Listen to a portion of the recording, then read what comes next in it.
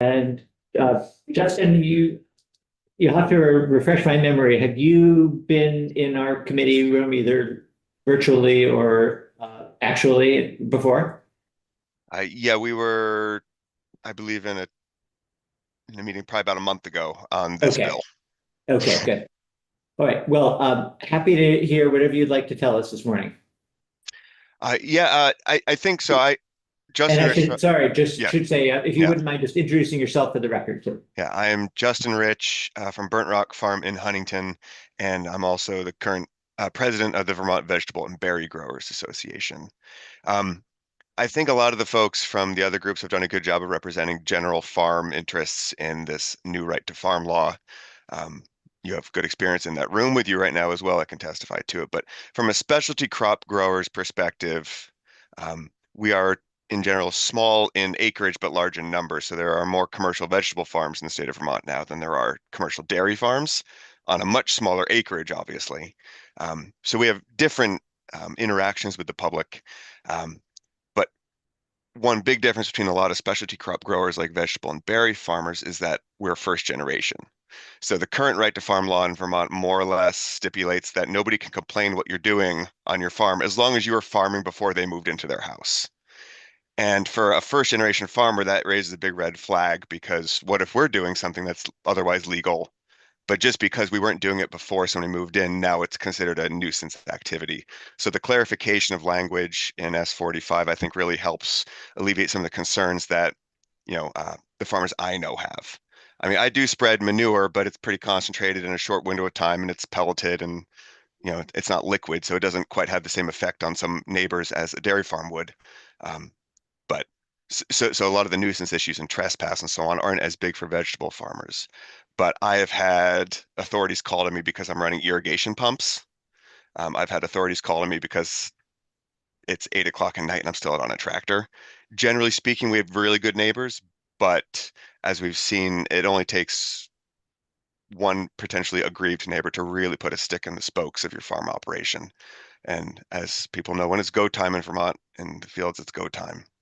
Um, but overall, the thing my community would like to bring up the most interest in is just this clarification that just because you weren't doing it 10 years ago doesn't mean you can't do it now. From maybe running machinery at 8 o'clock at night or running irrigation pumps or even spreading manure. Because I've always kind of taken offense to the language that you had to be doing it before the aggrieved neighbor, because that presupposes that agriculture is just this transitionary use of land between wild woods and condos. But as somebody who likes to eat 3 meals a day, I kind of value the existence of agriculture, independent of whether or not there's higher expense uses of that land than farming.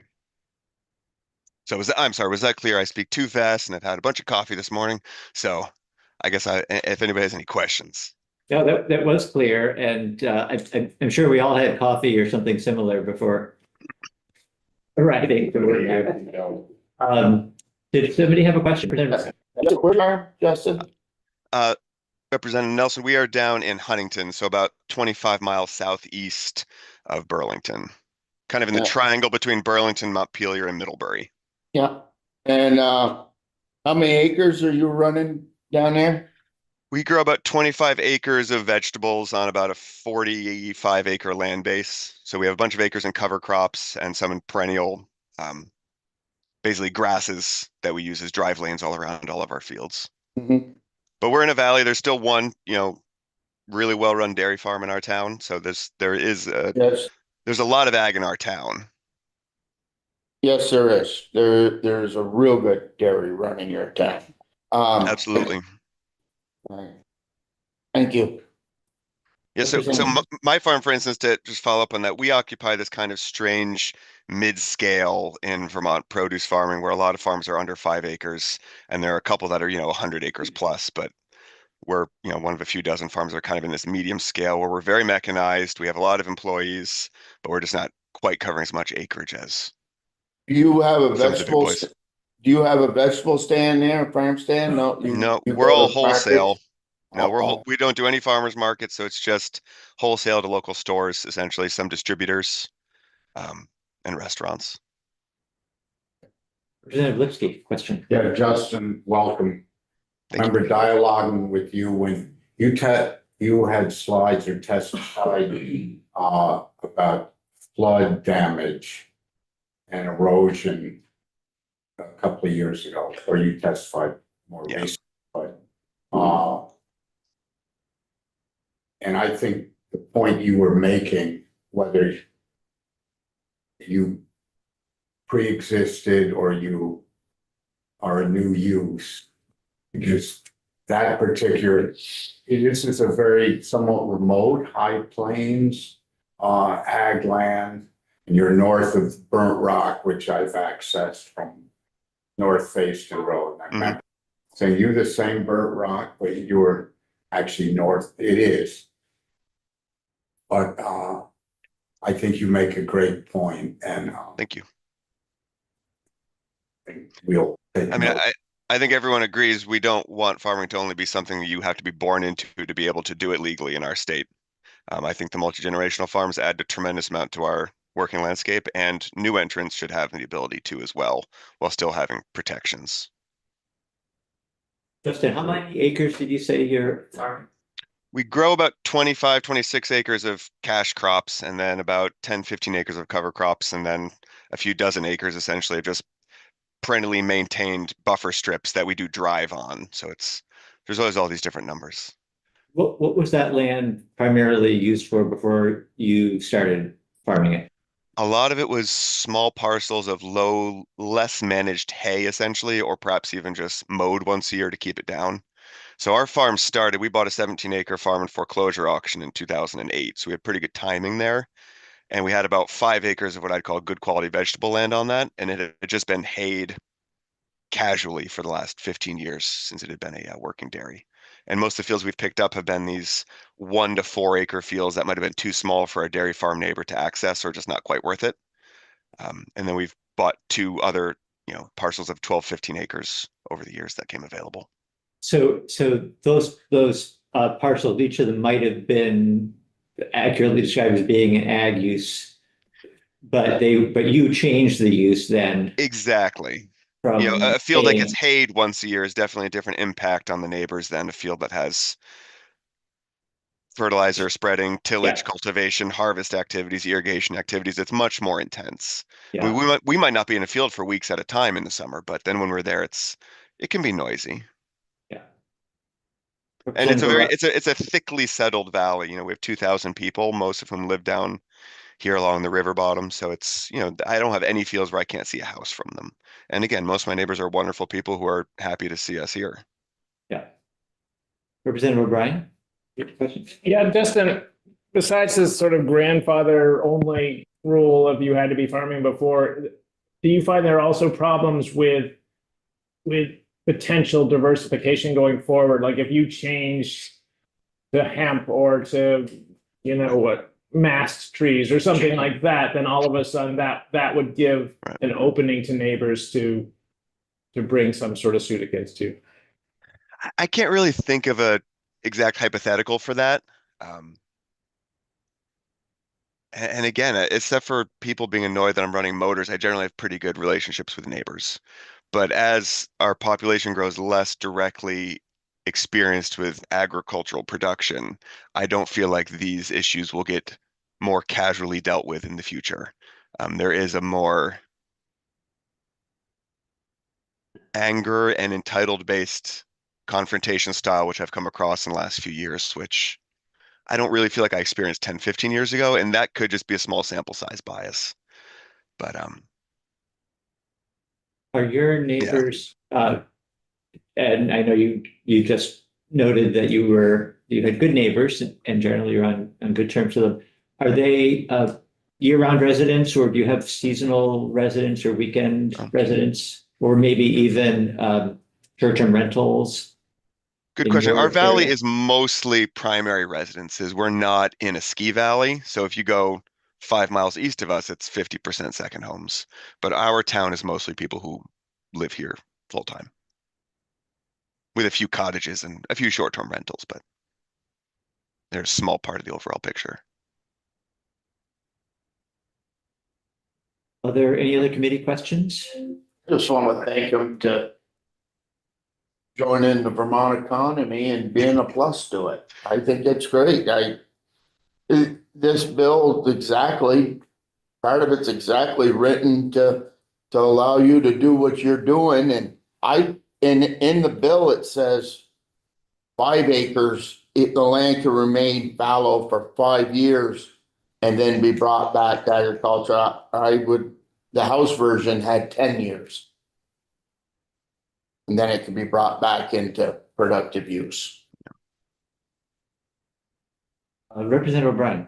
Justin, how do you get along with municipal Huntington? I'm wondering about, zoning or like if there's noise ordinance or lighting ordinance, those sort of things too. That could be the first sort of point of confrontation if you had these sort of aggressive neighbors. I don't think a lot of that stuff is codified all that deeply in Huntington because traditionally it was an agricultural town. So therefore the norms stated that why would you complain about somebody running a tractor because you also maybe run a tractor. So I'd say overall it's a pretty low drama town on these issues. So this is not at all to cast aspersions at any of my direct neighbors. It's just I can see. I feel like when you run a farm, your job is to always think like, what can go wrong today? Either it's going to rain or it's going to not rain or disease or pestilence comes in. So part of my professional state of paranoia is like, what could go wrong in a regulatory regime which is based on norms? Norms being we value food production. Turns out not everyone values food production in their towns. And while I don't deal with that directly, I can see how that could become a problem. And Vermont overall does a really great job of encouraging a diverse agricultural landscape and forestry landscape. I hate leaving those guys out of this equation. Anytime farmers think we have it bad with a muddy season, I can't imagine what it's like to be a logger and just not even be able to do your trade for 3 months at a time. Well, you figured out the magic words to get our attention. So, or at least some of our attention. Representative Morgan. Does your town have zoning? Yes, we do have zoning. And is it set up such that there's a portion of it is agriculture? Nothing is held back that way. All the land that's conserved more or less in town is either it's through the Vermont Land Trust or it's just in current use, which is, kind of a halfway. Thank you. But as far as I know, everything with zoning and ag in our town is governed by state laws.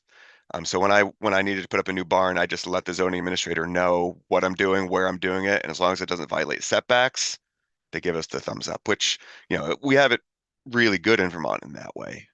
And so I always like to say thank you to the people who have allowed us to have the leeway to do things like build a barn without extremely expensive and complicated permitting. Justin, two questions. You mentioned earlier that you had at some point a couple of visits from the authorities. You said, who were the authorities? Usually so we don't have police in our town. So if somebody has a grievance, they call the town administrator. And until very recently, the town administrator was a friend of mine who we actually rent land from. So she was always kind of a very good firewall to tell people, no, he can run an irrigation pump at 11 o'clock in the morning on a July Thursday, even though you want to go swimming in the river. And usually she was very good at talking people down. So she did damage control for me. I'm not usually quite as understanding of such requests, but I try to be diplomatic in those times. So this wasn't the law enforcement coming to. Oh, no. I mean, maybe they've called the police, but I bet the state police would kind of drag their feet on showing up for an irrigation pump is my guess. The Williston Barracks seems to be pretty busy, but like I said, it would usually go to the town administrator or perhaps just grumbling. Yeah, good. And then I'm wondering if you, as a vegetable farmer, can talk to us about how the RAPs, the required agricultural practices, apply to you. I think maybe we've had this conversation before, but we typically think in terms of animals and containing runoff. Can you just talk to us about what you need to do to stay in the good graces of the state and the agency? I find the wraps to be extremely easy to stay in compliance with. Zero problems from most vegetable farmers I know. Um, I mean, some people don't like to maintain the 25-foot river buffer, but we're organic certified anyway, so we have to be 50 feet from the river. So we're already in compliance through, other bodies essentially. But I think the wraps are pretty reasonably written from what I can see. Other than the buffers, which as an organic farmer, you're are in compliance with anyway, what other practices do you as a vegetable farmer need to be concerned about? Mainly the fertilizer spreading ban, but even that's not that hard for us to work around. I rarely could get on my ground before April 1st anyhow, so the idea that I can't spread potassium sulfate in March is really not a problem. Um, yeah, so yeah, again, I rarely think in my mind, how do I maintain RAPS compliance and get to do what I'm trying to do? I think they're generally speaking pretty reasonably written. Yeah. Representative Nelson. Yeah, thank you. Justin, do you use chicken litter at all? Yes, we do. Yeah. A couple tractor trailer loads most years. Yeah, that's a bit of a difference. It is. But I always text my dairy farm neighbor that let me know when he's going to start spreading because then I'll start spreading and then we can just point fingers at each other if anybody complains about the noise. And your Or neighbors, the smell rather. and your neighbors, the tact? Yeah. Yeah. Yeah. Yeah, my personal experience with the chicken manure is it's much more intense if you're right there, but it dissipates faster than the lagoon manure. But You try to spread with it. You try to be upwind of it when you're spreading and loading. I try to do it within a tractor cab, both ways, Yeah. with the windows closed. Representative O'Brien. Justin, do you need any permitting for your irrigation from ANR? No, as long as you're staying within the de minimis withdrawal restrictions set forth by ANR, which are kind of complicated but can be achieved. And then the water use reporting that we have to do now to Agency of Ag. It's not that hard.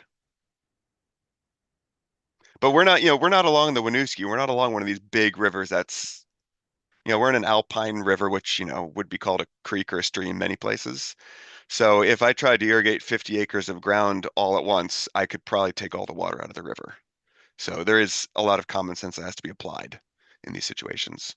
But we grow 6 acres of potatoes and we irrigate that with drip tape. So it's subterraneously laid little plastic pipes that drip out, 1/20th the amount of water that you'd need with overhead irrigation. So we're very mindful of the size of our pumps because again, we have lots of neighbors. So we try to run small pumps middle of the day for only a couple hours at a time. So most of our irrigation, to the extent to which we need it, is fast and relatively light footprint compared to, the center pivots people think of when they think of irrigation in Nebraska. But we live in a rainforest, so I really haven't irrigated for 2 years. So Yeah. Justin, are you the president, did you say, of the organization? Yeah. Or okay. Have you had any members share with you any stories of interactions with litigious neighbors that would be useful for us to know? I really should have done a better job of soliciting opinions on that before today. Again, vegetable farmers often get to exist behind the big shield of dairy farmers who take most of the brunt of public criticism, just because we have such a smaller footprint. I would guess all the fruit and vegetable acres in the state is under 4,000 acres. So it's 2 acres here, 1 acre there. And I don't know, I don't feel like we were as othered as perhaps some of the larger dairy farms are in the communities because a lot of vegetable farmers sell at farmers markets or have CSAs and have very direct one-on-one, communications with their communities, which I do think helps with PR to a degree. But when I tell people stories about having the town administrator send me a text saying, got another complaint about your irrigation, people generally say like, oh, yep, got that last year too. But I don't know of anybody who's had to, incur $100,000 in legal fees to defend themselves. I think it's mostly been squashed. But again, those are usually norms-based squashings, not legally codified squashings, which generally in our community is seen as that might be nice to have. Representative Burt? Thank you. Justin, do you know of, or have you heard stories of farmers that, you know, where disputes with neighbors kind of became the last straw for them? Like, they're not really financially, they're struggling in other ways, and it's just like that interaction with neighbors was the final thing they would have said, you know what, I'm throwing that in, I can't do this anymore. I'd say the only time I've heard of that is when their interaction with their neighbor saying, we're not letting you rent ground anymore. So if you lose access to your means of production, that could do it, but that's not really in the purview of this bill as far as I'm concerned. But like I said, I think in general, the culture in Vermont is pretty supportive of our agriculture, and I'd like to just make sure it continues that way. Yeah. Any other questions? All right, Justin, thank you for your time this morning. Well, thank you all very much for hearing me. I appreciate your attention. Good day. Do you anticipate any more questions, or would it be all right for me to go work on my potato planter? Yeah, no, I think we've exhausted the question. So unless there's anything else you wanted to add. No, just thank you very much for being interested in what we're doing. Take care. It's always really great to talk to these ag committees who are seemingly very interested in having a healthy agriculture in our state. We appreciate it. Makes it easier for us. All right. Thank you all. Bye. Now, we may have another witness. Is Ellen in the Zoom room? Oh, Ellen. Okay. Apologize, Ellen. Didn't realize you were here in person. Okay, would you like to come on up then? Sure.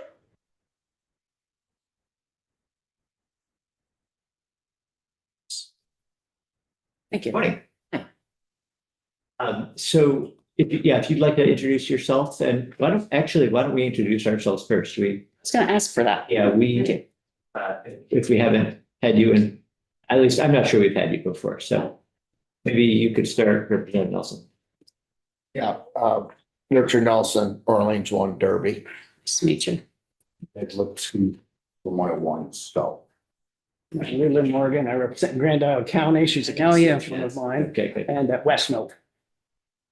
And David Durfee, I represent Shaftesbury and Sunderland, Bennington County. Yes. The Superintendent, I represent Windsor 4, Barnard, Pomfret, Bridgewater, West Hartford. Hi, John O'Brien. I represent Windsor Orange 1, that's Royalton, in my hometown of Tunbridge. Greg Bird, Cabot Kitchen. Michelle Blaslin, Wyndham 3, which is Westminster, Rockingham, and Brookline in Northern County. Thank you for all that. Nice to meet you all. Mhm. So I'm Ellen Hourigan, and I'm here representing my family and their farm, HJ&A Hourigan and Sons, Inc. My parents formed a corporation a long time ago for business purposes. And, so I wrote something up just because I want to follow something and rather than get nervous. So That's fine, yeah. And if you, when you're done, if you want to email it to me and we'll okay, get it posted. that'd be fine. What town are you in? I live in Grand Isle. Okay. So, Most of my family is in Fairfield. right. So thank you for inviting me to speak on S45, the Right to Farm Protection Bill. As I said, I'm Ellen Hourigan, representing my family, my family's farms, culture of Vermont, and the fabric that still binds rural Vermont together, and a key economic pillar in our state. My family operates a 7th generation family farm, with the 8th generation growing as we speak. They formed a corporation many years ago and have formed various other business entities as they've grown. It is still a family farm. My family also operates a sizable maple sugaring operation. They have 1,400 dairy cows milked in 4 locations. There are 25 full-time workers and a couple of part-timers. I have been actively involved with farming either directly or indirectly for my entire life. I'm unsure at what point it transitioned from play to work, and I thank Mom and Dad for that. I'm currently a senior loan officer with VITA, and I work with farmers all over Vermont, covering a wide range of production agriculture, forestry, and equine businesses. I have met and helped so many wonderful people with this work.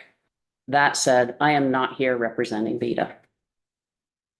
I think it is important to realize how essential farms are to our state's economy. Farmers and foresters keep the lands working and open. The agency recently published a report that states this fact. And while the importance of conventional dairy was not the focus of the report, it is the main economic driver of the agricultural industry. Fluid milk is locally produced, nutrient dense, and always fresh. The fluid milk and value-added products that are sold out of state, bringing out-of-state money into the Vermont economy, is the biggest portion of those dollars.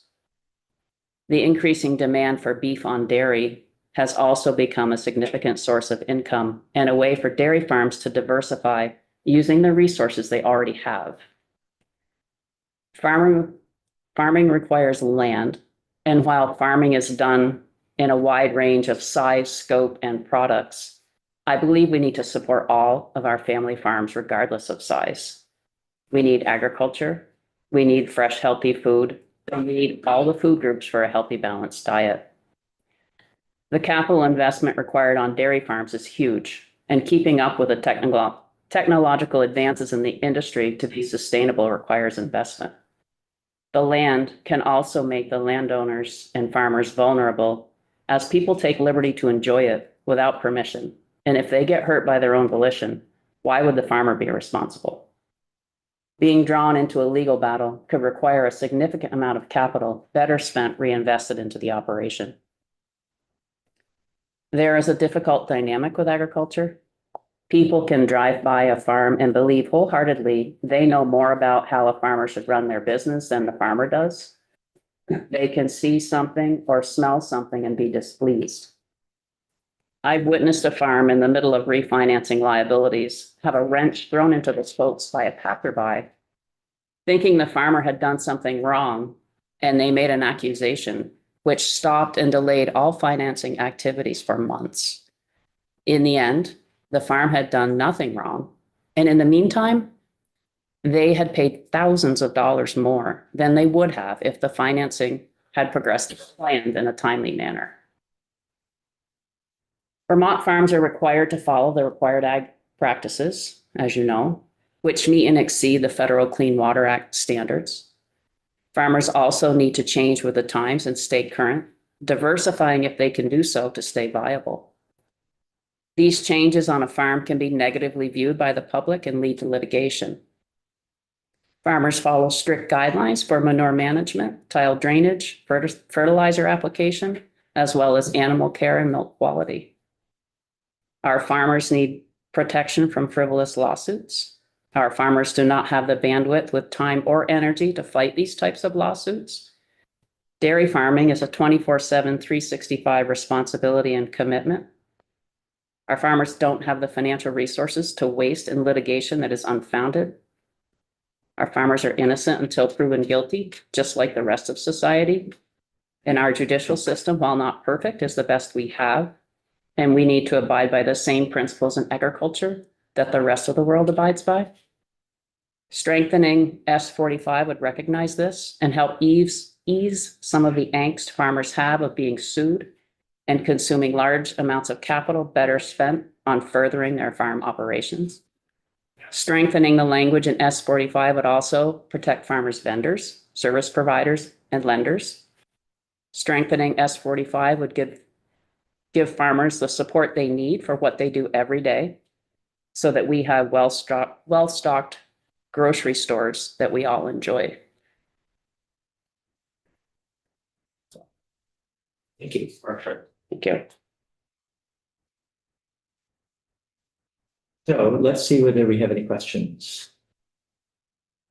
Representative Basil. Yeah, you used an expression that I haven't heard before, beef on dairy. What does that mean? So farmers can now breed their animals to a beef bull, which results in a cross calf, dairy and beef. And if the calf is black, like a beef Hereford or something, they get more money for it. It's very valuable. And a lot of farms have capitalized with that And it becomes a second income stream, which is huge when milk prices fluctuate. So It's a you- very popular beef, It's sold as a beef cow instead of a dairy. sold as a beef, yes, calf or cow, yeah. And it's also created a new market stream here in Vermont with dairy farmers, some of them raising a certain percentage of Yes. those animals Yes, on the farm and going to their local, yes, through their local freezer lockers, and it's a direct to consumer type sale. correct. But those little black calves are worth. I heard one was sold a couple weeks ago for $1,100. Like 2 days old. Yeah. Yeah, that's what I said. Why not my farm? But So- agriculture changing, we're evolving, Has to. science is It rolling. has to. We're using sex semen, we're making the Right. heifer calves we want out of the cows we want. And then we cross the other ones to the beef Right. and create a valuable Right. asset. There's the United States beef herd is falling off. We, I think heard some testimony, we might ask them to come back in, the Sustainable Jobs Fund was granted some money in the budget a year or two ago for the Beef on Dairy program, or a program called Beef on Dairy. So, might be a good idea to hear about the success of that. Is that Alan? Yeah. Yeah. Representative Nelson? It was interesting to hear your perspective from the Linden side of the issue. Well- The bank side, because, I've always wondered how Farm Credit or Vita or Ag Ventures and, in the Community National Bank up there, how they all would feel about this issue. Right. Well, I want to make clear, I'm not speaking for I- Vita. This came from me, Yeah, but the ripple effect of one of these very litigious situations on a farm impacts all the businesses they deal with too, right? So innocent until proven guilty. So I want to respect that you're not being here on behalf of Vita. Can you though, since you did mention it, speak just like generally or generically to what a neighbor or a third party could do to make it challenging for a farmer to qualify for funding, for loan funding? They might think you've done something to a ditch or a wetland. They might see a pipe going under the road through a culvert, wonder what you're doing. Well, it's for manure spreading. It keeps the tractors off the road and it's directly injected into the land. So there's any number of things. And how would that information find its way into the loan review process? They told me about it. Honest? A neighbor? No, the farmer. Farmer? Yep. Oh, okay, so the farmer was Yep. being forthright. And Farm Service Agency was involved and everything stopped in its tracks. It was awful. And they had done nothing wrong.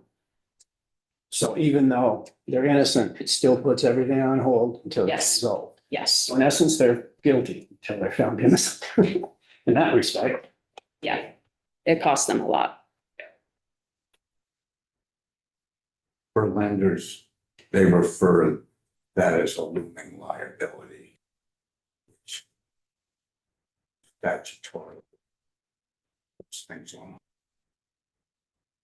So was that, sorry, I don't want to keep pressing on this issue that you're not necessarily here Yeah. to talk about, but was there an actual, so we've heard, we've certainly heard the concern that farmers are living in a perpetual state of being on edge or anxiety that somebody might sue or bring legal action. We haven't heard very many instances of where legal action has actually been brought. So I'm wondering, is this a case where the farmer, there was actually a lawsuit No, there was no lawsuit. It went to A&R. However, to your point, when especially dairy farming takes a lot of acreage, as Justin said, vegetable farms are typically smaller. they're still potentially open to someone going on their land and getting hurt. If you have a lot of acreage, you can't possibly keep people off all of it. There's snowmobiles, there's hikers, there's skiers, there's hunters, there's mountain bikers, there's all kinds of people who enjoy the landscape, and that's great. I think most farmers are, most farmers are good neighbors and get along well with people, but should they be held liable in this instance? They certainly could be, and I guess I don't think that's right. Wait, I'm sorry, in what instance are they being held liable just for folks going on their property? If they got hurt, Yeah. I'm not entirely sure if that's correct. I think my first year in the legislature actually passed H 89, which was all about liability for farmers, and it had to do with both recreation and educational. And it really removed that liability element for farmers, recognizing that most farmers are trying to do the best they can and want to keep their land open for folks. So I don't think, I'd love to send you some resources on it, but I don't think that that is, anything that farmers have to worry about right now. Was that having to do with, was H 89 having to do with agritourism? Yes, which is recreational, entertainment, educational. Yeah. I'll have to read it. Mhm. Other questions? Representative O'Brien. How are you related to Harold, who's on the Milk Commission? He's on my brother and my father and my nephew. Which one? That's why it's confusing, right? Yeah. Yeah. She's had relatives in the House and I was Senate. gonna say that. Okay. And on the Milk Commission, is that what you were saying, Chuck? Not sure which one you're referring to. Representative Burt. I need to look at H 89 as well, but to that point, it sounds like the state did some work to try and help farmers out with protection in that regard, so Mhm. be nice to continue that with S 45.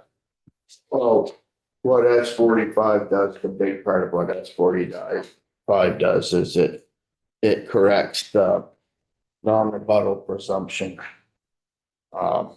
In the beginning of it. And when, I always screw it up, but what S 45 does is creates you're innocent until proven guilty. Whereas the current right to farm bill we had is you're guilty until you prove yourself innocent. So, in Ledge Council told us that the first day in here. Currently, if Right. someone accuses one of the heralds of doing something wrong, they are guilty until they prove themselves innocent, instead of innocent until they prove themselves. Until they're proved. I'm not sure they're exactly guilty at that point. I think that the rebuttable presumption does put some of, for the conditions in the existing rebuttable, put the onus on the farmer in this case to defend themselves. Yeah. As the defendant in the case, or would if there were a suit brought. Anything else that you wanted to add?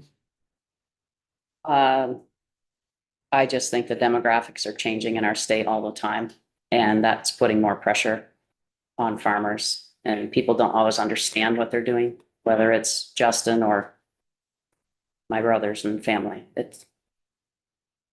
So I think it's important to protect them. Thank you very much. Appreciate you coming in. Thank you. Thank you. Yeah, you're the trespass shall. The plaintiff alleging that an agricultural activity is a nuisance or trespass shall have the burden of proven by a preponderance of evidence that the agricultural activity is not conducted in accordance with general accepted agricultural practices. That's the new line put in. So we've heard, I think, from all the witnesses who've asked to testify on S 45. And yesterday, the Judiciary Committee asked me whether we were still working on it, and I said, yes, but we should be hearing from our last witness tomorrow. And, at that point, we will want to, let them know and see whether there's something either in terms of draft language that we can come up with, or just communication to that committee on what our thoughts are, either individually or collectively. We may have different thoughts, but, and unfortunately, Michael Grady's availability is a little limited today, so we can't get him into this morning. This afternoon, he is here, and we may, after we want to work on S-124 and try and get that wrapped up, but then we have some time, I think, to discuss this bill with him as well. My sense is that, and this is an opportunity for everyone to chime in here if you disagree, but my sense is that there's some broad agreement anyway on the idea of not preventing someone from changing the type of farming that they're doing, and having that be a disqualifier. Certainly heard that from a number of witnesses, and I think there's some sympathy to that perspective.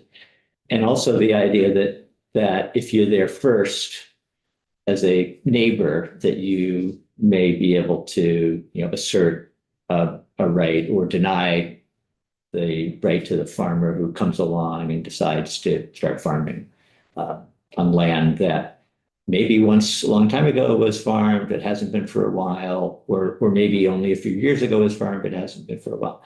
That maybe that ought to be covered as well. So I feel like those are a couple of things where maybe if as a starting point anyway, we can be having some conversation. Chairman, when do we need to make a decision and take a vote on this?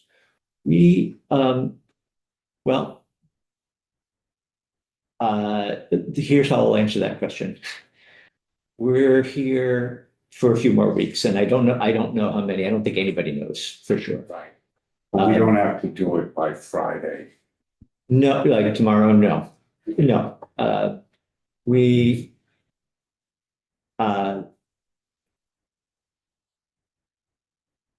This is a biennium. So the other way I'll answer that question is this is a biennium. So anything that doesn't get passed this year is still alive for next year.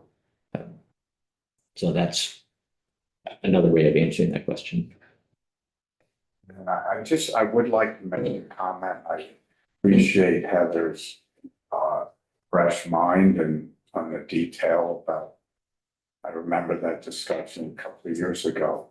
But I also want to underscore testimony we've heard from others on this, and Ellen's testimony today, demographic changes. And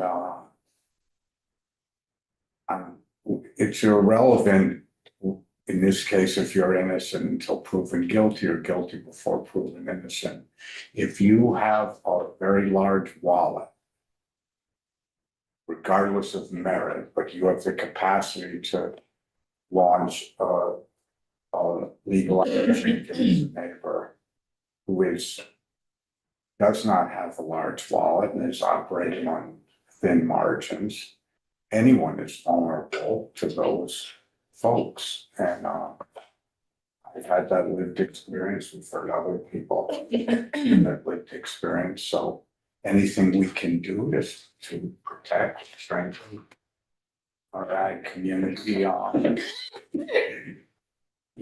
to help reinforce the actions that the General Assembly took. Yeah, I'm in favor of that.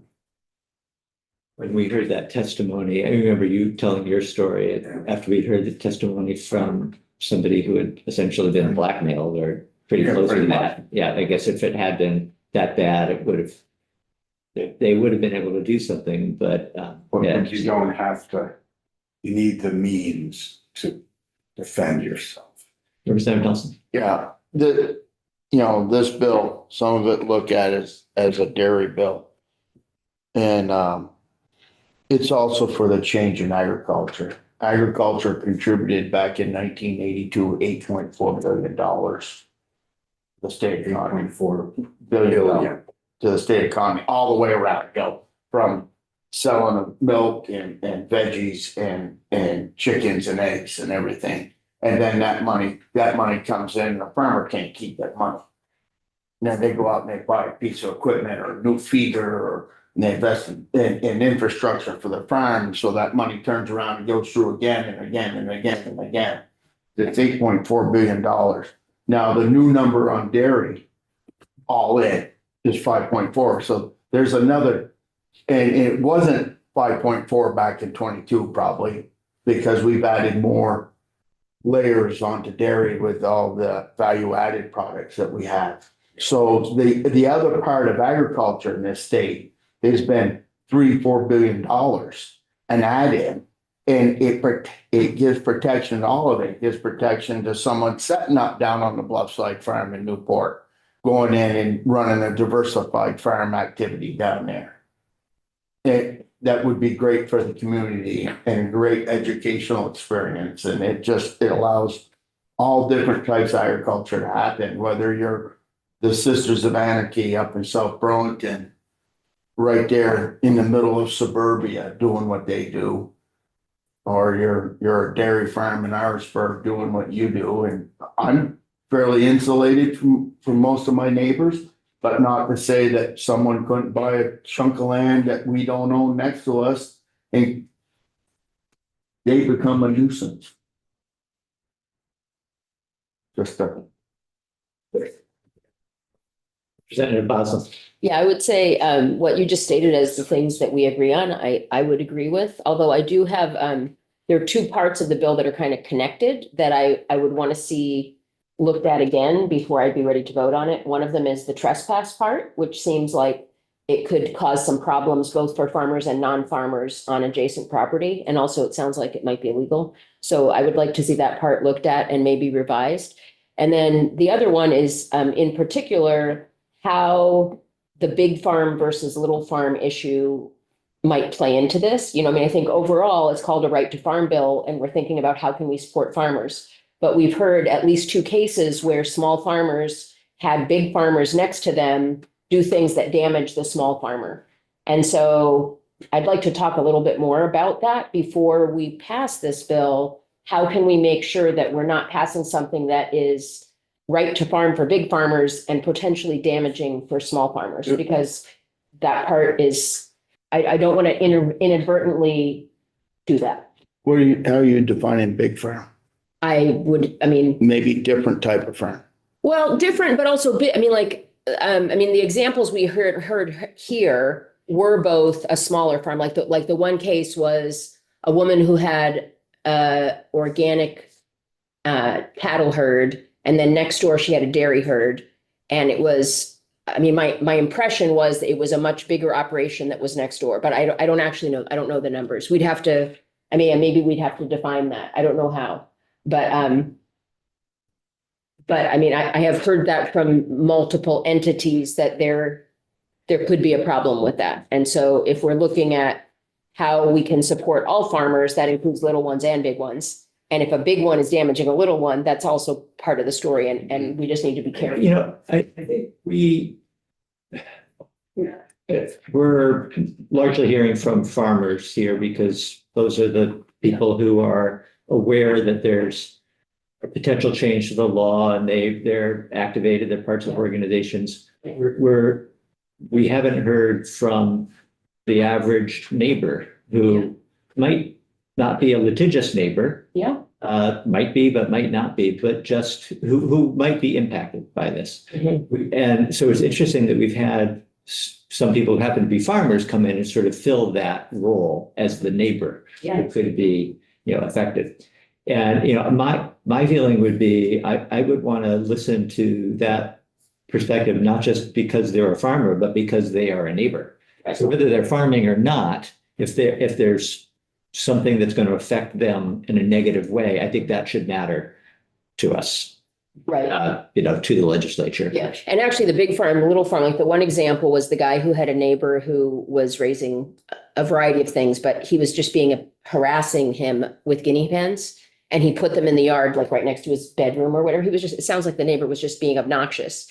And I mean, I suppose technically he's raising guinea hens as a farmer, but like, do we want to protect somebody who's being a jerk to their neighbor? You know, so I just want us to, I'm not ready to vote until I know that we're not going to be solidifying people harassing each other, whether it's a bigger farmer or a smaller one. Because that was a constituent. And it's on a historic little tight residential. Yeah. And that was pure vindictive.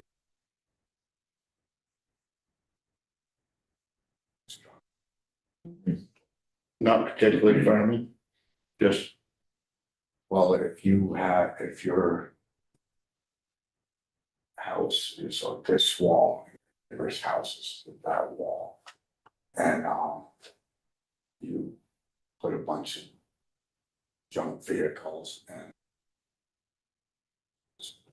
someone's bedroom. And don't live in the house. But you come once a week and you've got to go to guinea hens. That are hungry or thirsty and they're squawking all the time. I don't call that responsible farming. I don't call it farming at all. I don't either. So I mean, I'm very familiar with the case. Yeah. You're talking. Yeah. It's not right to farm. Representative Burke. Yeah, I think there's,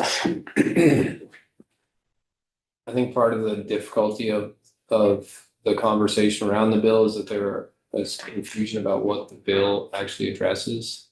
Not necessarily in our committee, but when you get into that level, like that's not really what this bill isn't addressing. Problems between those two neighbors that Jed's outlining.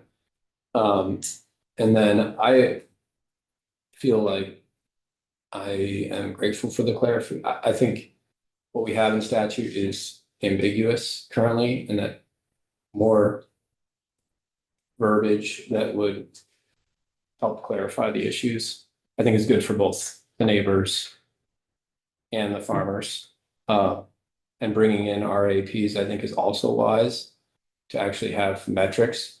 I think the big thing is whether or not the Agency of Ag and A&R are actually going to do something. And I think we heard that in the testimony yesterday. So it's you can have a great statute, but if nobody actually regulates what's in the statute, it's not really going to have any real impact on the community. So that's a huge factor. I think having more language in there that gives, stipulation to those agencies to, this is where it becomes a problem. This is where you need to do something. I think that's a good thing for both neighbors and farmers. What we heard yesterday is like, not, at least S45 would bring in statute saying like, you may not be, if you're not following RAPs, then yeah, you can have a nuisance claim come against you, right? So it brings clarification in terms of like, she's just talking about like puddles of manure and foamy manure and the pit is a whole other thing. But if it's clear like what the farmer is doing wrong or right, that helps neighbors understand like a little bit of this is what the state says is allowable, and they're within that, in that scope. Yeah. It also tells the farmer, hey, you're not doing what you're supposed to do, and they have the right to bring a nuisance claim against you. So I think that's a great component of the bill, and I think for that reason, I'm very supportive of it. if what we heard yesterday is true, if it's true, it's a 124 issue. Exactly. You can't, if that was my farm doing that to my neighbor, I'd be on the front page of the 7 days. Absolutely. It's wrong. You can't do that. And this bill says you can't do that. You can't do that. You know, I think, yeah, that we should hang on to this case and talk to Mike O'Grady about it, because the way that either the existing law is written or that we might change it, I think it would be important to make sure that a case like, which seems to be, but based on what we heard anyway, pretty clear that the farmer was not following the law, but the law wasn't being enforced, or it seemed possibly the law wasn't being enforced. And so how would that affect a neighbor's ability to bring a claim based on current law, or based on the changes that we're envisioning? I think it might be a good sort of case study to think about. So. Yeah, I was just remembering, I had a conversation with somebody from NOFA who reminded me of like the keynote speaker at the NOFA conference this year was a guy who represents mostly small rural farms in Missouri. And apparently they had an expanded right to farm bill in Missouri, and it did damage some small farms where bigger farms were basically getting opportunities to do things that were damaging to small farms. And I can't tell you specifics, except that somebody said that might be a good person to have come in and talk to us, because I don't know that much about that particular situation except anecdotally. And looking at another state who expanded right to farm and how it had an impact, that could be something that would be useful for us to consider. And I could get the name from somebody. Sure. Yeah, thank you. Also, I think along these lines, I wondered if with some of the NOFA and rural Vermont, if we look at it as almost in a reverse way, that like what rights do farmers have to farm as in regards to their neighbors? So whether, I think you've said a lot of times, like if you're a certified applicator for pesticides, you can't have that leave your farm. So if it's farm to farm or farm to golf course or farm to industrial site, whatever, or just a home gardener who's doing bad things, I mean, most of that's controlled, but that tension between, say, an organic farmer and any neighbor who might impede on their farming practices would be sort of an interesting conversation to have in regards So to this. if the neighbor is a farmer? It could be anything, but if I'm an organic farmer, I think I must have some rights to not have, things like we heard, the water runoff of glyphosate or somebody using pesticides that drifts on them. I mean, most of those things are already controlled, right? But whether, I can see things like invasive plants or, use of neonicotinoids, that if I have bees or something, or, pollinators are important. I can just see future lawsuits coming, and I just wondered how this law might impact that going forward. All right. Okay, good. I think, let's take a break now. We don't have any testimony scheduled. I'm going to suggest that we take a little break, and then we all have several of us have some non-legislative work to do. Right, Michelle? Regarding later in the day? Yes. Yes, we do. Okay, so let's take a little break, and then let's convene in 10 or 15 minutes and work on that.